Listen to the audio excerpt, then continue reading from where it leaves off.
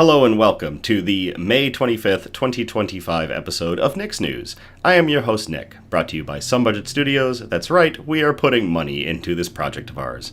We're live every Sunday, and I thank you all so much for tuning in and catching our live stream on YouTube. That's right, we are streaming on YouTube. This is a program dedicated to bringing good news to counter all of the bad news that we're bombarded with on a daily basis, with the hope of bringing a little bit of joy back to the world. Several of our articles are pulled from sites like goodnewsnetwork.org and goodgoodgood.co, but we appreciate everything that's sent in by you, the Nick's Newsies. So, we're back in the saddle, live episode tonight. I have my allergies going crazy, so if I sound like absolute trash, that's why. Hello, Nico. Hello, Christian. Good to see you both. Oh, all right. News Brew. So, producer Donna, when she visited, brought me a very large care package from Ontario. A lot of different brews. And so we are still going through those. And hopefully I don't blow this up. Because Peanut Butter Nitro Shake, and we'll try to get the labels shown. There we go. It's light colors on light colors. But it's Peanut Butter Nitro Shake from Whitewater Brewing Company. It's a 4.5% ABV stout, so a little on the lower end for the ABVs of stouts I usually drink, but it's peanut butter, and I absolutely love peanut butter in a beer. However, the instructions say, just shake and pour to enjoy, which means this is a beer that they want me to shake. So, hi Becky. I am going to push my mouse and keyboard into their little hiding spot. We're gonna give this a shake, and I've got a giant ass pint glass for beer purposes. So here goes nothing.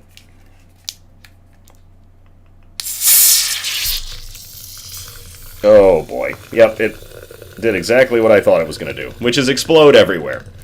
We are not going to get into the theatrics of a however long pour because this one just went crazy.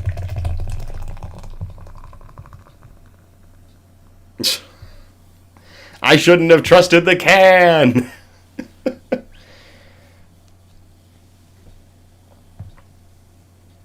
I've got beer all over my hand.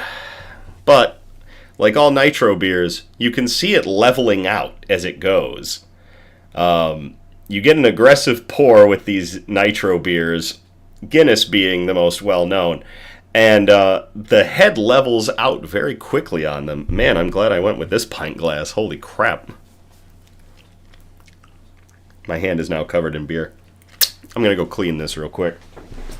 Pardon me.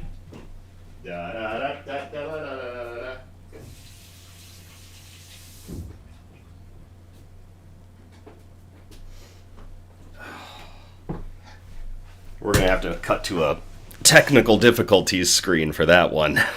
So, could be worse. Yeah, it could have been worse. It could have gone literally everywhere. Instead, it just kind of stayed in my hand. I caught it. And it didn't get on my mat or a little bit on my phone, strangely. And a little bit on the microphone, but that's just on the mic stand, so we're fine.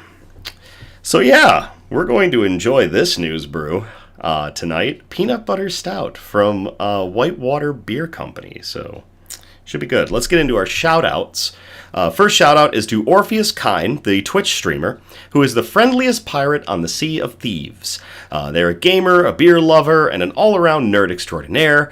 You can join him for Sea of Thieves adventures, weekly craft beer reviews, and tabletop roleplay action.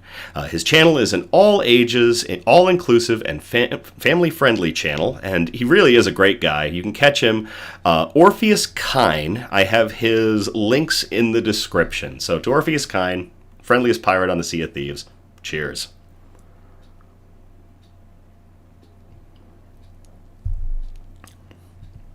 What? Oh my gosh, that is peanut butter. That is a peanut butter cup in a glass. It is sweet, it is nutty, it is chocolate. That's crazy. That's a really good peanut butter beer. Next one. Tesla Tree Service went and rescued 5 cats in the last week. That is an amazing number to get through. Animal rescues are always free, and we here at Nick's News appreciate everything that Tesla Tree Service does. So to Tesla Tree Service, thank you. And cheers. I hope I can get the thumbnail for this one to be just me like... Because that's a big glass of beer. Next shout out is Doug Rutch, the creator of Dying to Serve, is going to be at the Grand Rapids Meals on Wheels, helping in the kitchen from 9 a.m. to 12 p.m. on May 27th, this upcoming week, as of the broadcast of this episode. It can be located at 2900 Wilson Avenue Southwest, number 500 in Granville, Michigan. If you want, swing by to show your appreciation for what Doug Rutch is doing. We featured him on a previous episode of Nick's News, an amazing man who is spending his last time on this earth trying to help as many people as he can. So to Doug, for all you are doing, cheers.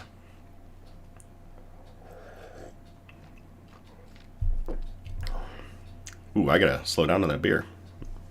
It's so good, I'm like just putting it away like it's nobody's business. There's a little extra in the can. Yay. You should have heard me a week ago. I'm glad we didn't have a live episode last Sunday because my voice was trashed. This is so much better than it was. Producer Donna just said, yep, Doug is trying to volunteer in all 50 states with the time that he has left. So wishing him the best and hoping that he can get through all 50 states. News quote, "The smallest act of kindness is worth more than the greatest intention." That comes from Gibran Khalil Gibran, a Lebanese-American writer, poet, and visual artist who's best known as the author of The Prophet. And I think that was published back in 1923 for the first time in the United States. The smallest act of kindness is worth more than the greatest intention. We can have the greatest intentions, and we can hope for the best, and hope the best for things. But really, what gets the world turning and what helps the most are even the smallest acts of kindness. So, from Gibran Khalil Gibran, the smallest acts of kindness. Cheers. Becky in the chat, maybe we can make a card and give it to him. That'd be one thing to do. It's a great suggestion, Becky. I think we might be able to pull that together. Yes, Producer Donna, you picked a good beer. Bug update. Still no Elmira. I'm hoping any day now that we'll see her coming out of her burrow. But again, I'm not too worried. And she will roam her vivarium looking for things to hug and kiss soon. Sue has been extremely active ever since he dug a burrow. If you check out our Instagram, you can see photos of that now and then. He did a huge excavation and dug a big burrow, and ever since he's been like posturing on this pile of dirt he made. I don't know if he's getting ready to molt yet. This might be pre-molt behavior for his species. I'm just not sure. Whatever it is, he is pretty hilarious seeing him in the morning just kind of strutting around on his dirt pile. He just overall seems antsy, so we'll see what happens. Ripley scuttles to and fro and is the stuff of my darkest nightmares. And Mantis McLeod is as active as ever. He is still with us, which is great. I'm happy that his immortality is proving to be true, and he has lasted this long. So, pretty good week for the bugs.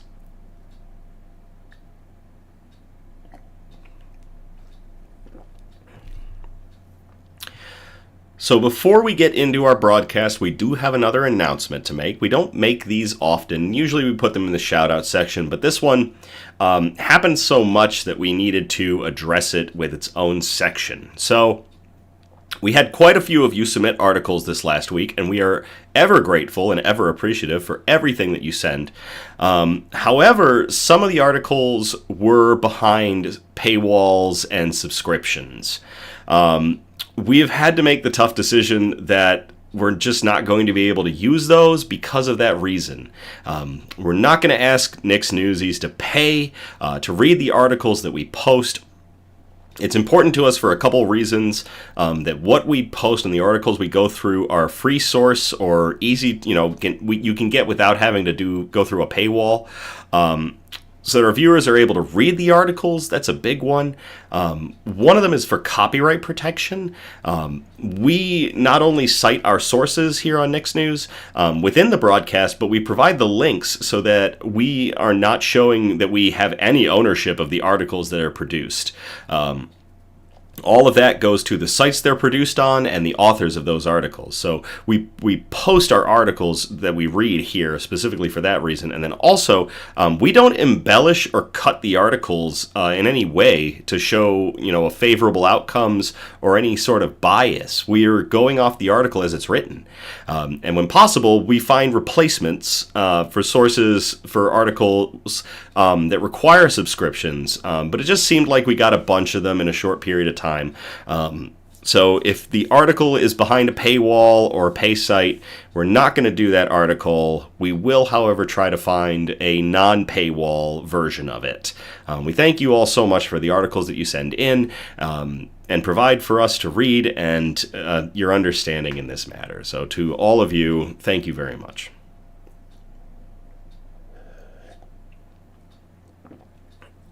Producer Donna says, Sue keeps challenging me for control of the dirt mound since I keep emptying the dirt out of his water dish. He does. He actually is taking after Elmira. Elmira, during her digging constructions, was burying her water dish. He did the same, so I did have to clear it out a few times while he was doing the digging. All right. Let's get into our broadcast. It's broken up into 4 major categories. Those categories are science and technology, health and medicine, flora and fauna, aka plants and animals, and wholesome notes, the really nice, touchy-feely articles we like to end on. We've got 7 great articles tonight. We're going to start off in category 1, science and technology, and we called this one Spring Cleaning at 15 Billion Miles Away. And this one was sent in by Mona. So Mona, thank you very much. I will copy and paste this into the chat if y'all want to read along.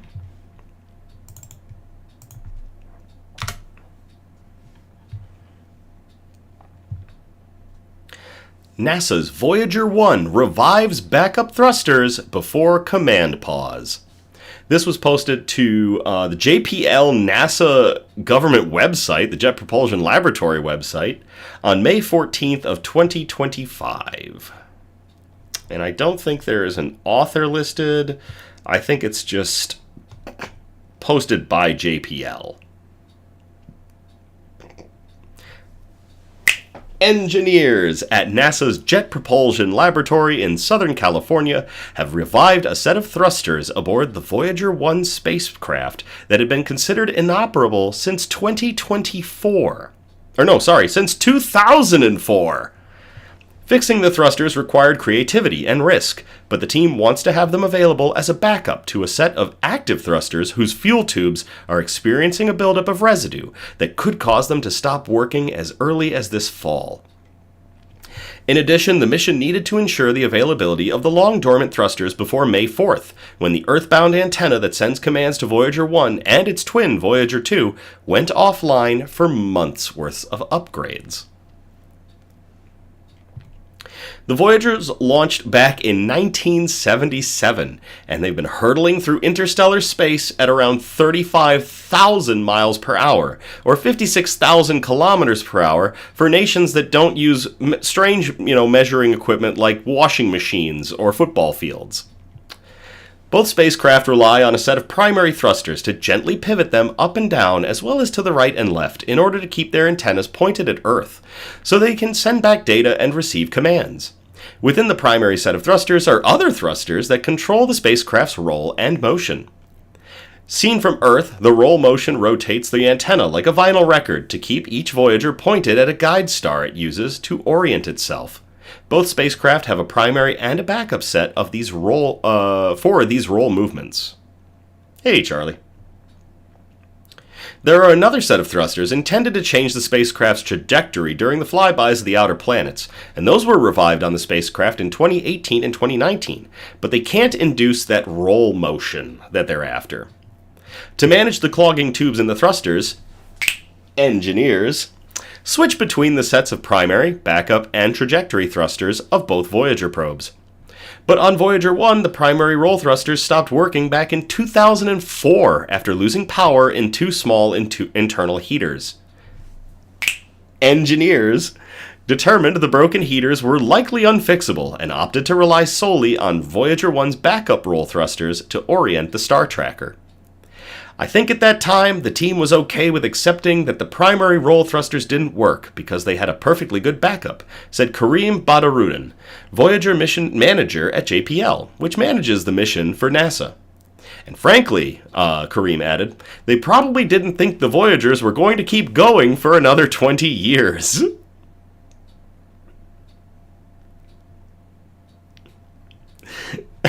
Charlie in the chat said, using my snaps engineering abilities and building my son's desk while I watch. Charlie, that's awesome. Without the ability to control the spacecraft's roll motion, a variety of issues would arise that might threaten the mission. So the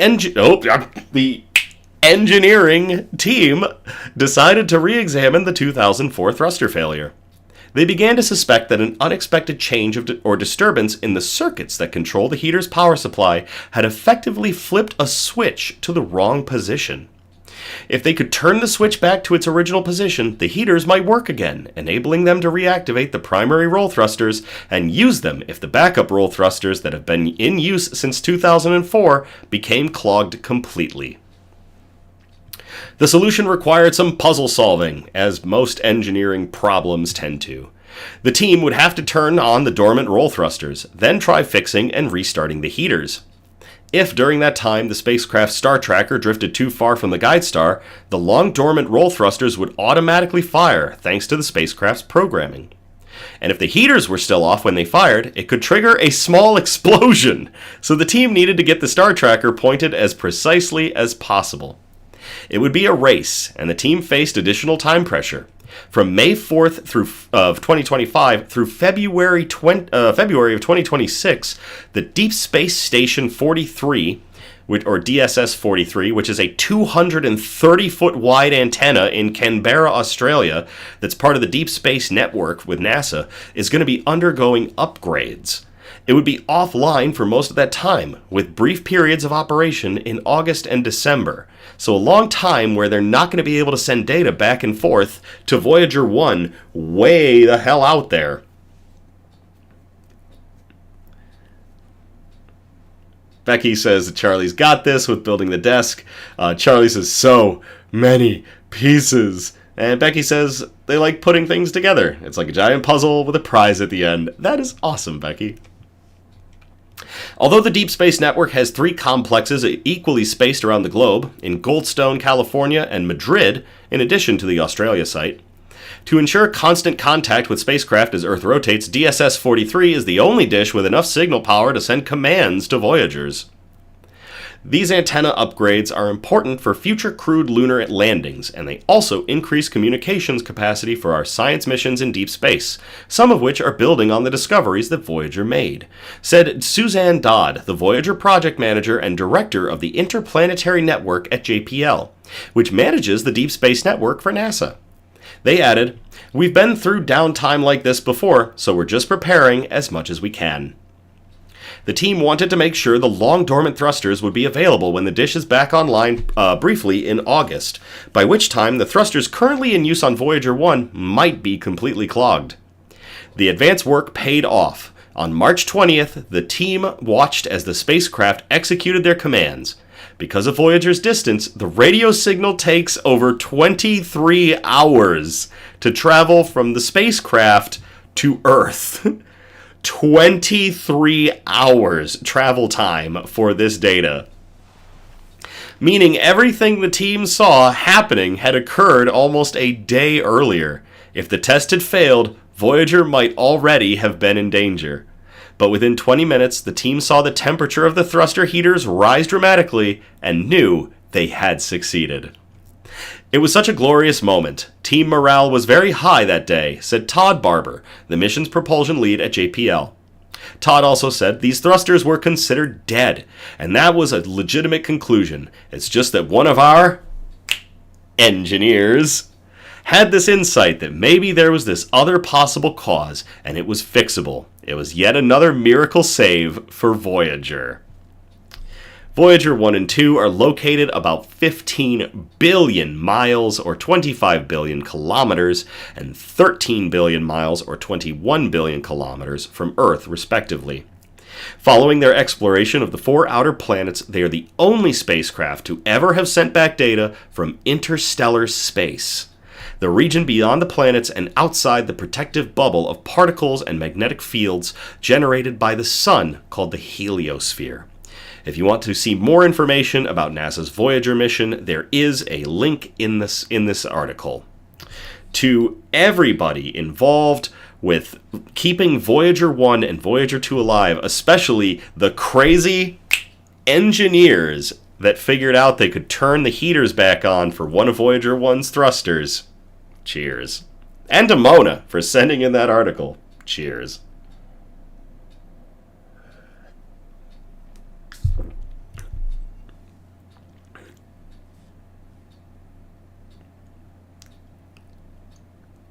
Dakuyoru says, I walked into all this talk of thrusters and turning things on. Am I at the right YouTube channel? That's good, Daku. I can't laugh because I'll start coughing because of the allergies, but that is great. Producer Donna is blaming Mona if I sprain my fingers with all the engineering snaps. That is really cool. Oops. There we go. We call this next one, California's Got Balls. And I will copy and paste this into the chat if y'all want to read along. It's my articles. There we go.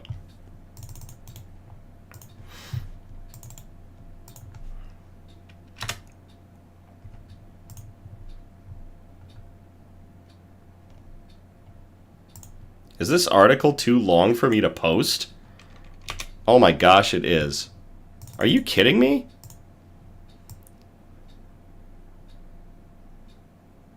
The article title is too long for me to post. What? I don't think I've ever seen that before.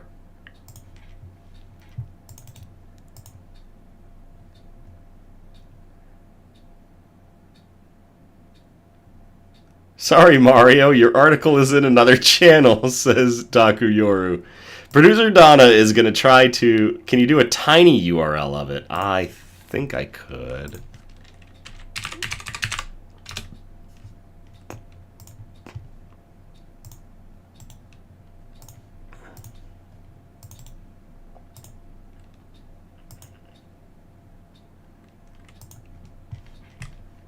Here, I'll post a tiny URL for it. Someone confirm for me if that goes to an article that's titled, A German Experiment Proved That Simple Concrete Spheres Can Make Fantastic Batteries. Now California plans to submerge a 9-meter diameter sphere in the ocean and is already planning versions of 30 meters. Works. Alright, cool. That's the article title. This was posted to the Farmingdale Observer, and it was posted on the 10th of May, 2025, by Rose Dixon. These are some big balls. Storing renewable energy sustainably and efficiently is one of the major challenges of our time.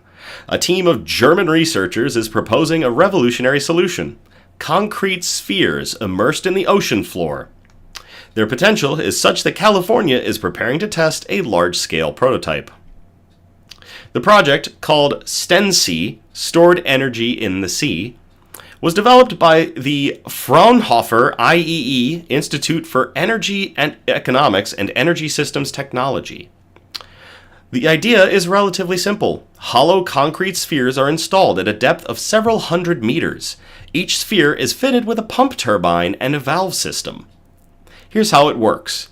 To store energy, excess electricity is used to pump water out of the sphere, creating a relative vacuum. To release energy, we open the valve. The water, pushed by the external pressure, rushes into the sphere and turns the turbine, which produces electricity. An extremely novel take on electricity production with a turbine. Each sphere has an estimated lifespan of between 50 and 60 years, with partial replacement of components every 20 years or so. The concept has already been successfully validated in a pilot test in Lake Constance, Germany, using spheres that were 3 meters in diameter. Building on this success, the researchers are now looking to scale up. So, if you're from a country that landed people on the moon, that's 9.843 feet. In 2006, a sphere that was 9 meters in diameter, or 29.528 feet, and weighing 400 tons, is going to be submerged off the coast of California at a depth of 500 to 600 meters, or in freedom units, 1,640 to 1,969 feet deep. It will have a storage capacity of 0.4 megawatt hours or 400 kilowatt hours, which is enough energy to power an average household for several weeks. Eventually, the aim is to create even larger spheres, up to 30 meters in diameter, or 98.425 feet. That's a big ball. That are going to be deployed in fields on the seabed around the world. An environmentally friendly alternative to hydroelectric dams compared with traditional hydroelectric power stations, often criticized for their environmental impact, underwater spheres offer a number of advantages. They have a high expansion potential. The seabed offers a vast, little exploited area. There's also high social acceptability. They're installed far from inhabited areas, and the facilities arouse very less opposition. According to Dr. Bernhard Ernst of the Fraunhofer IEE, energy storage via these spheres could become an essential part of the world's energy future, particularly to support the massive development of renewable energies.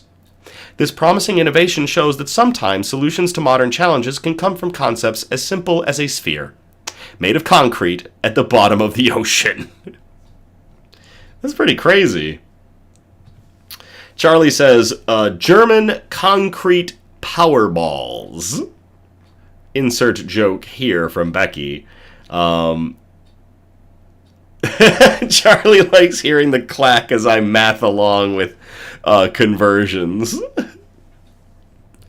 Something satisfying about key clack noises, says Charlie. Yeah, this keyboard that I got, this keyboard actually came with this computer, with the new computer that we have for Nick's News. And at first I wasn't really sold on it because it clacks so loudly compared to my older keyboard, but it's grown on me a little bit. So to everybody involved at the Fraunhofer IEE, coming up with a new way to do renewable power in the form of giant balls on the seafloor, cheers.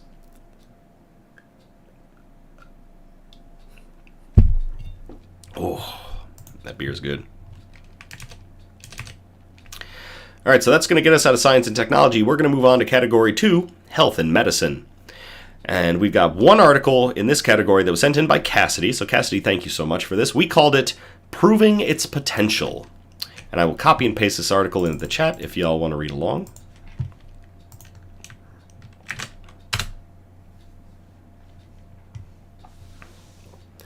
World first.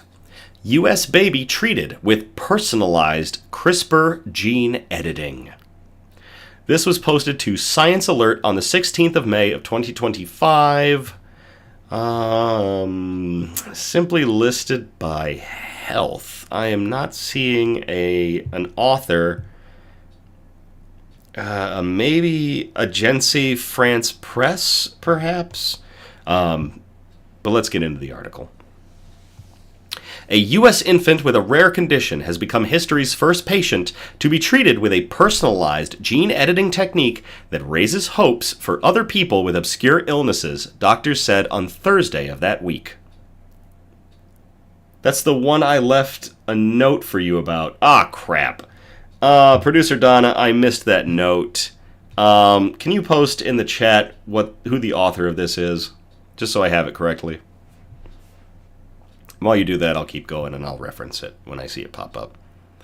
The wee pioneer is KJ Muldoon, now a 9.5-month-old boy with chubby cheeks and big blue eyes.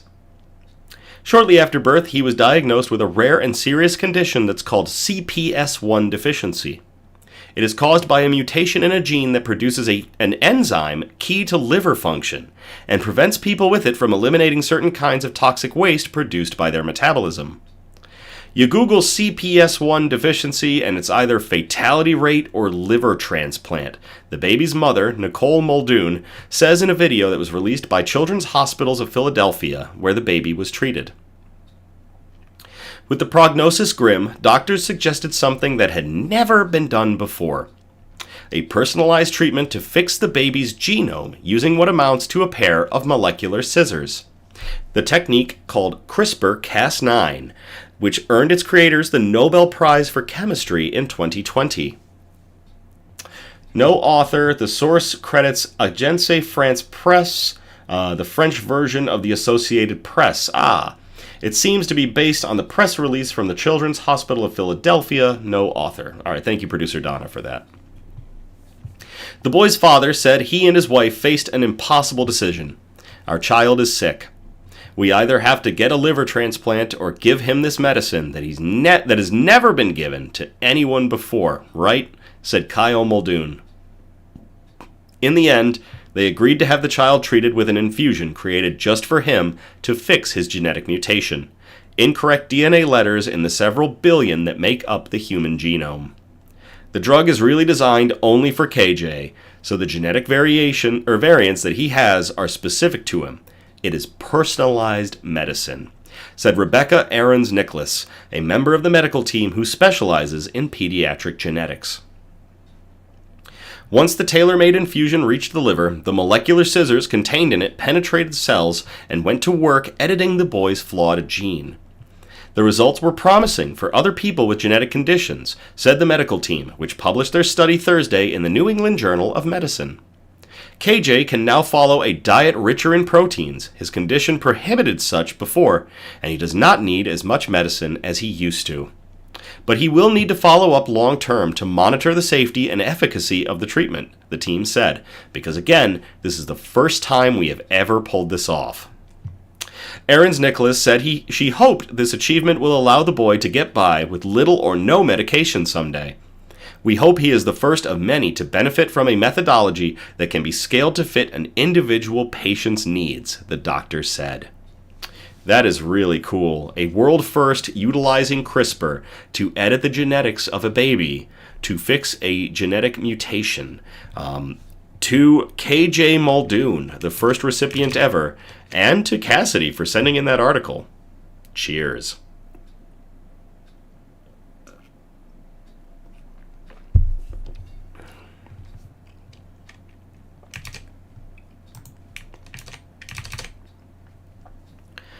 All right, that gets us out of health and medicine. We're going to move on to category 3, flora and fauna, aka plants and animals.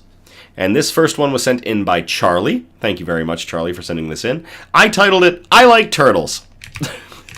Simple as that, right? I will copy and paste this into the chat if y'all want to read along.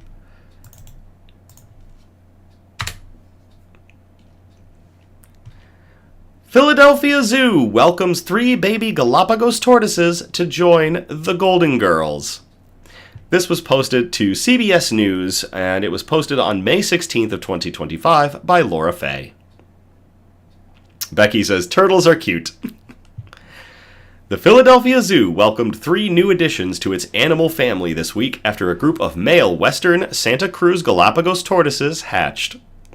The boys joined the Golden Girls, 4 female tortoises that hatched earlier this year, who were named Dorothy, Rose, Blanche, and Sophia after a community vote. The first of the boys began to hatch on April 14th. And I think we did do the article of when the Golden Girls hatched. It was a beautiful little article.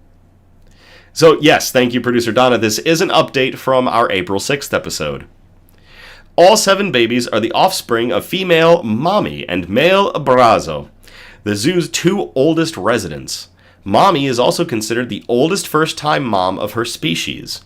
She's been at the zoo for more than 9 decades. That's right, she's over 90 years old, and she just had her first kids. The sex of these tortoises is determined by the temperature during incubation, which the zoo can influence.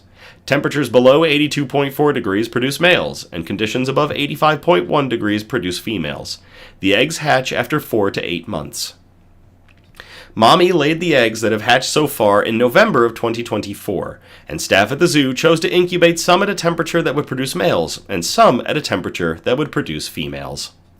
All of these babies are staying in the reptile and amphibian house for now, and they are adorable. Talk about employee of the century, says Charlie. 9 more eggs that Mommy laid in January are still developing and could hatch soon, according to the zoo. Mommy arrived at the zoo in 1932, meaning anyone that has visited the zoo for the last 92 years has likely seen her, President and CEO Joel Mogerman said in a statement in April. Philadelphia Zoo's vision is that those hatchlings will be part of a thriving population of Galapagos tortoises on our healthy planet 100 years from now. Western Santa Cruz Galapagos tortoises are critically endangered, and these babies are part of a program by the Association of Zoos and Aquariums that is working to keep species like this alive. This success has been a years-long process for bringing Abrazo to the zoo in 2020, to fundraising for nesting materials in 2021, and introducing Mommy and Abrazo in 2022, Vice President of Animal Wellbeing Rachel Metz said in a statement. Our sincerest gratitude for this success goes to the passionate and diligent work by experts in the AZA community and the entire Philadelphia Zoo team, including the countless keepers that kept Mommy healthy and thriving over the last 93 years, added Rachel. The zoo is selling merch to celebrate the tortoises and raise money for its animal care fund. There is a link in the article. To everybody at the Philadelphia Zoo, raising the next batch of critically endangered Western Santa Cruz Galapagos tortoises, and to Charlie for sending in that article, cheers.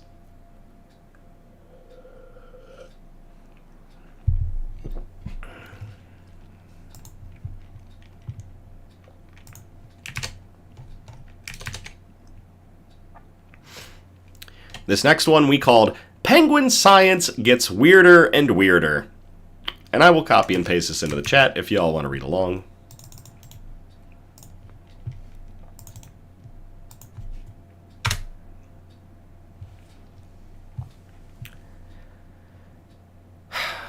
Scientists believe penguin poop might be cooling Antarctica. Here's how. This was posted to goodgoodgood.co on May 23rd of 2025 by Matt Simon. This story was originally published by Grist, and there is a link if you want to sign up for Grist's weekly newsletter.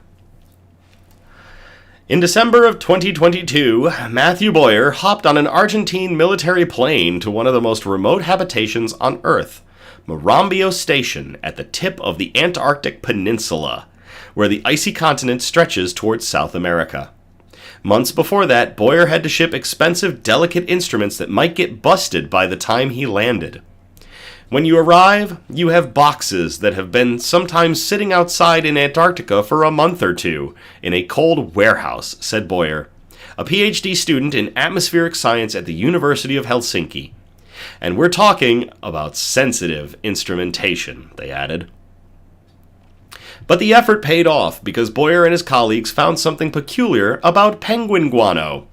In a paper published on Thursday of that week in the journal Communications, Earth and Environment, they describe how ammonia wafting off the droppings of 60,000 birds contributed to the formation of clouds that might be acting to insulate Antarctica, helping to cool down an otherwise rapidly warming continent. Some penguin populations, however, are under serious threat because of climate change. Losing them and their guano could mean fewer clouds and more heating in an already fragile ecosystem, one so full of ice that it will significantly raise sea levels worldwide as it melts. A better understanding of this dynamic could help scientists hone their models of how Antarctica will transform as the world warms. They can now investigate, for instance, if some penguin species produce more ammonia and, therefore, more of a cooling effect. That's the impact of this paper, said Tamara Russell, a marine ornithologist at Scripps Institution of Oceanography, who studies penguins but wasn't involved in the research. That will inform the models better, because we know that some species are decreasing, some are increasing, and that's going to change a lot down there in many different ways, they added. With their expensive instruments, Boyer and his research team measured atmospheric ammonia between January and March of 2023, summertime in the southern hemisphere. They found that when the wind was blowing from an Adelie penguin colony that was 5 miles away from the detectors, concentrations of the gas shot up to 1,000 times higher than their baseline. Even when the penguins had moved out of the colony after breeding, ammonia concentrations remained elevated for at least a month as the guano continued to emit the gas. That atmospheric ammonia could have been helping to cool the area. The researchers further demonstrated that the ammonia kicks off an atmospheric chain reaction. Out at sea, tiny plant-like organisms known as phytoplankton release the gas dimethyl sulfide, which transforms into sulfuric acid in the atmosphere. Because ammonia is a base, it reacts readily with the acid. This coupling results in the rapid formation of aerosol particles. Clouds form when water vapor gloms onto any number of different aerosols, like soot and pollen, that are floating around in the atmosphere. In populated places, these particles are more abundant because industries and vehicles emit so many of them as pollutants. Trees and other vegetation spew aerosols too. But because Antarctica lacks trees and doesn't have much vegetation at all, the aerosols from penguin guano and phytoplankton can make quite an impact. Back in February of 2023, Boyer and the other researchers measured a particularly strong burst of particles associated with guano, sampled a resulting fog a few hours later, and found particles created by the interaction of ammonia from the guano and sulfuric acid from the plankton.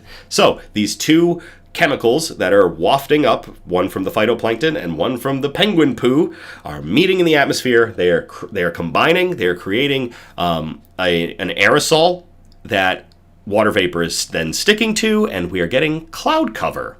Fascinating. Here's where the climate impacts get a bit trickier, though. Scientists know that in general, clouds cool Earth's climate by reflecting some of the sun's energy back into space. Although Boyer and his team hypothesized that clouds enhanced with penguin ammonia are probably helping cool this part of Antarctica, they note that they didn't quantify that climate effect, which would require further research. That's a bit critical of information because of the potential for the warming climate to create a feedback loop. As oceans heat up, penguins are losing access to some of their prey, and colonies are shrinking or disappearing entirely as a result. Charlie just said, "Go, go, penguin poo-poo rangers." Charlie, no, that is not a Sentai that we need. Fewer penguins producing guano means less ammonia and fewer clouds, which means more warming and more disruptions to the animals, and on and on and on in a self-reinforcing cycle. If this paper is correct, and it really seems to be a nice piece of work to me, there's going to be a feedback effect, where it's going to accelerate the changes that are already pushing change in the penguins, said Peter Roopnarine, curator of geology at the California Academy of Sciences. Scientists might now look elsewhere, Roopnarine adds, to find other bird colonies that could also be providing cloud cover. Protecting those species from pollution and hunting would be a natural way to engineer Earth systems to offset some planetary warming. We think it's for the sake of the birds, Roopnarine said. Well, obviously, it goes well beyond that. To everybody involved figuring out if penguin poo may be helping to keep the Earth cool, specifically Antarctica, cheers.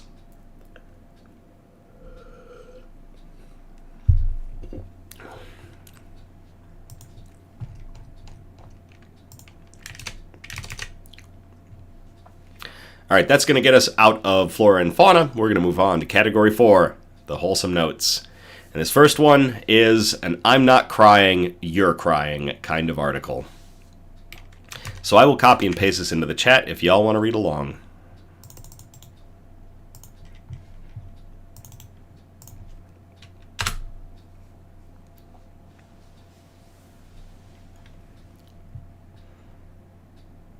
Pride attendees invited to play catch with supportive dads. You're doing great, kiddo. This was posted to goodgoodgood.co on May 23rd of 2025 by Cameron Baker. Over the past 10 years, it has been increasingly common for Pride attendees to spot a joyful adult wearing a Free Mom Hugs or Free Dad Hugs t-shirt in the crowd of a parade. But Dad and ally John Piermatio wanted to come up with another creative way to show familial support to LGBTQ plus people who might not have that kind of love at home. He thought about something simple and straightforward that meant a lot to him growing up, tossing around a ball with his dad in the backyard. So he started Play Catch with a Dad in 2019. It was simple. Piermatio got a Nerf football, hand-painted a sign, and leaned it against a tree, and waited for people to come. He chose a good locale, York Equality Fest in York, Pennsylvania. Although Piermatio himself is not part of the LGBTQ plus community, he is a father of 2, including a non-binary child. Already familiar with Pride events, he was prepared to meet people where they were at. I had no idea how the concept might be received, he said. It took several trips past my sign before anyone engaged, he told LGBTQ Nation. I watched people go by looking at the sign out of the side of their eye. Then, on the next pass, they might make eye contact with me. Finally, I would see them walking with purpose directly at me. Daku Yoru says, yay, Dad's being awesome. Becky says, aw. And producer Donna says, I know, right? I'm so proud of them. Can I play catch with you? They would ask. We would toss the ball a few times, and then I'd give them a hug. After a pause due to the COVID-19 pandemic, Piermatio came back with a bang, rallying lifelong friends to join him at his next Play Catch with a Dad event. Play Catch with a Dad event. In the years following, he would take the offering on the road for Pride festivals across Pennsylvania and nationwide. Play Catch with a Dad even had its spot at San Francisco Pride in 2023 and San Diego Pride in 2024, 2 massive Pride gatherings that bring in up to 1 million attendees each. Roughly 2 out of every 5 interactions result in the attendee crying in our arms, Piermatio told LGBTQ Nation. We have even had people walk by, see the sign, then burst into tears. It can be an incredibly emotional experience for both the attendees and the dads.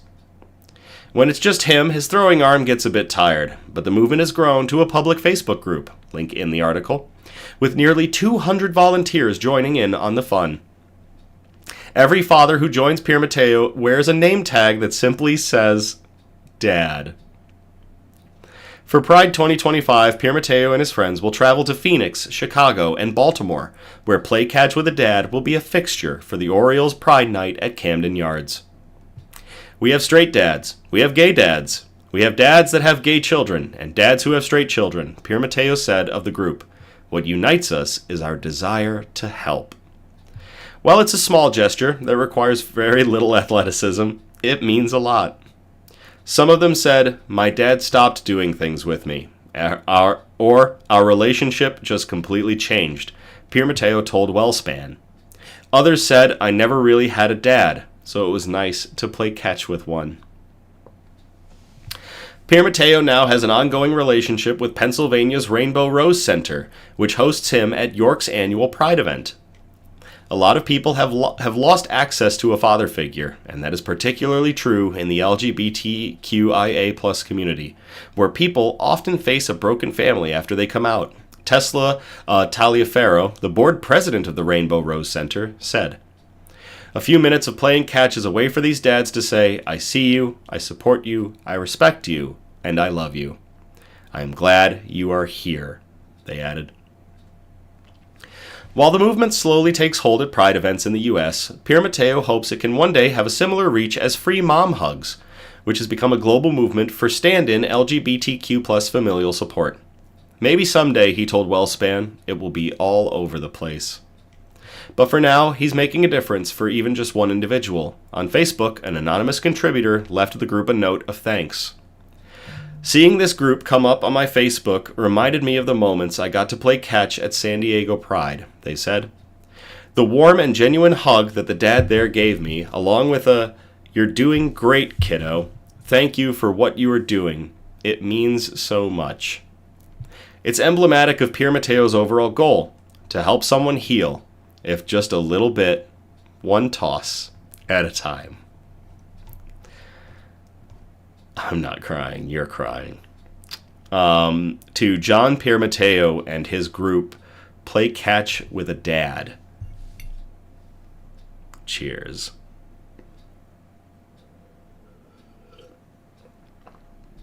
Daku Yoru said, damn it, how dare you make me cry my own tears.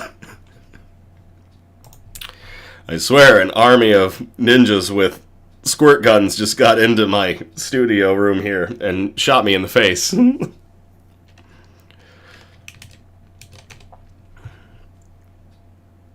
This last article we called Well-Earned Respect, and I believe it was sent in by somebody. Producer Donna, can you confirm for me if our last article tonight, I thought that it was mentioned that it came from somebody. I can actually see Mantis McLeod in the background. I just saw him doing a little dangle. Charlie, sobbing, gonna go shake mine after the show.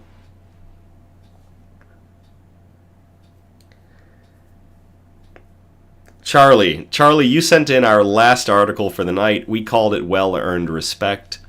It's a short one, but it is a reminder that for those of us in the United States, tomorrow, which is March 26th, is Memorial Day, where we remember those who gave all. All give some, and some give all for the United States military. So this is a good one for us to end on for this episode. So I will paste this into the chat if y'all want to read along.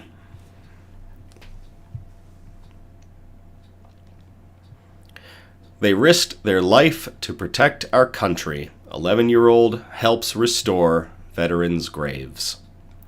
This was posted to WSFA 12.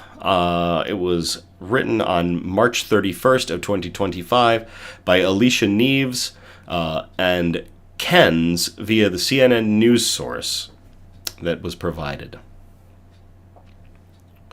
A fifth grader in Texas is showing his appreciation for veterans buried in community cemeteries. 11-year-old Nicholas Pinkerton is from Spring Branch in the south central area of Texas. He learned that community cemeteries contain nearly 80% of the country's veterans, and they don't get the same amount of care as the national cemeteries. The community cemeteries are often managed by nonprofits that rely mostly on donations to keep them operating. So he wanted to make a change, and he enlisted his father for help. Together, they have visited 8 cemeteries and helped clean them. They have placed bronze medallions on veterans' graves and have worked to indicate which branch of service the veteran participated in during their time in the military. They risked their life to protect our country, and we can't just leave their graves all messed up, Pinkerton said. Pinkerton and his dad started the nonprofit Warriors Remembrance Foundation, and they hope to bring attention to veterans buried outside of national cemeteries so the grave sites can get the care and attention Pinkerton says they deserve. We're trying to get a law to where they can have perpetual care, and the veterans don't have to rely on the families to do everything, because the family, they might not even have a family, and the family might move away.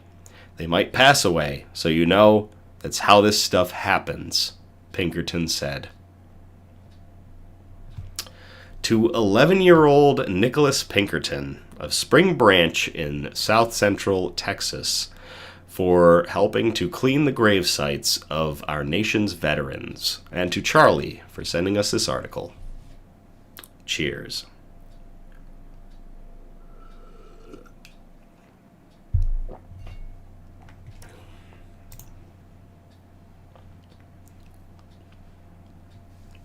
Seven amazing articles tonight, ending with a reminder that May 26th, as the broadcast of this episode tomorrow, is Memorial Day. So to all of those who've served the United States Armed Forces,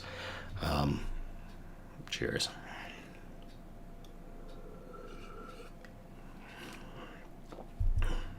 All that are no longer with us, and in memory.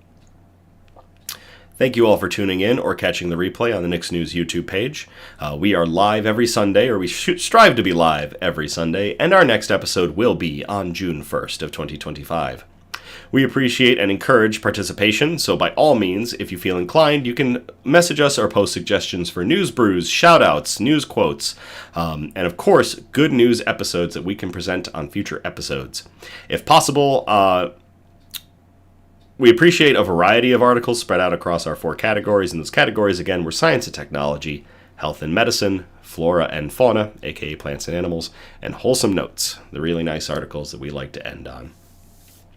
You can message us on Facebook or our Instagram, or you can email us at somebudgetstudios@gmail.com. Links are in the description of this video. Feel free to like, subscribe, or comment on our content on our Facebook and YouTube page so that we can continue to get our good news and joy out into the algorithm.